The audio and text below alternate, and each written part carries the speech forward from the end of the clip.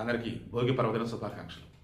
మన శంకరవరప్రసాద్ సినిమా చూసినప్పుడు మధ్య మధ్యలో నాకు పదే పదే అనిపించింది ఏంటంటే, రాజా సుందరిని వదిలేసాడేంటి, వదలడే, పట్టుకుని లాగుతాడే, గట్టిగా డబ్బులు డిమాండ్ చేస్తాడే అనిపించింది.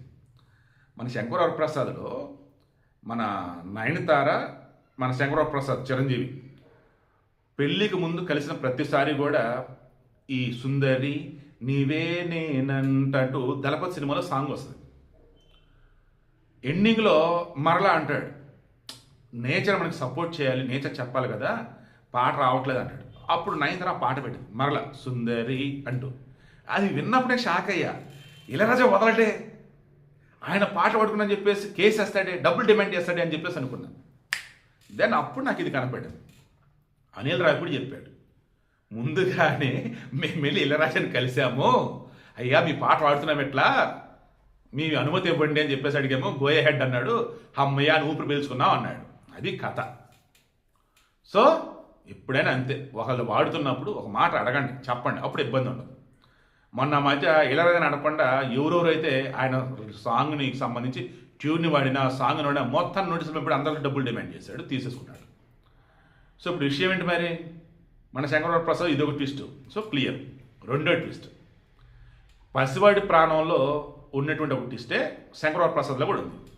పసివాడి ప్రాణంలో ఒక మగపిల్లవాడు ఉంటాడు, బొడ్డోడు. బట్ బేసికల్లీ ఆ పిల్లోడు కాదు, పిల్ల, సుజిత అనుకుంటా. ఇప్పుడు శంకరవరప్రసాద్లో వికీ క్యారెక్టర్ ఏదో ఉండదు, ఇద్దరు పిల్లలు, పాప, ఆ అమ్మాయి పేరు ఖుషి సోని, ఇంకొక బాబు. బాబు పేరు ఏంటని చూస్తే ఎన్ ఊహారెడ్డి అని ఏదో ఉండే, ఉప్పల్లో ఉంటారు వాళ్ళు. పాప 2వ క్లాస్ చదువుతుంది. బాబు కదా, పాప ఏంటర్ అనుకుంటే పాపే. ఆ సినిమా కోసం మామూలుగా ఆడపిల్లలు జుట్టు అంటే చాలా ఇష్టం. ఆ సినిమా కోసం మొత్తం క్రాఫ్ చేపించేసి నీట్గా ఆ పాపని సెట్ చేశారు అబ్బాయిలాగా. సో 2 అన్నమాట. నాకైతే ఆ సినిమా చూస్తున్నంతసేపు సంక్రాంతికి సంబంధించి సినిమా చూడాలంటే దానిలో స్టోరీ ఉండాల్సిన అవసరం లేదు, స్మూత్గా వెళ్ళిపోతే చాలు.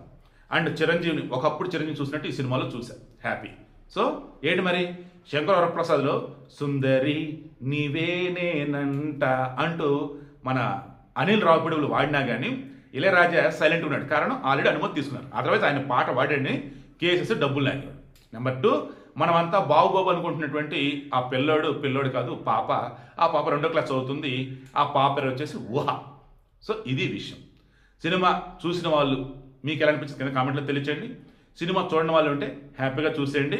సీరియస్లీ ఖచ్చితంగా ఫ్యామిలీ మొత్తం హ్యాపీగా ఎంజాయ్ చేయొచ్చు.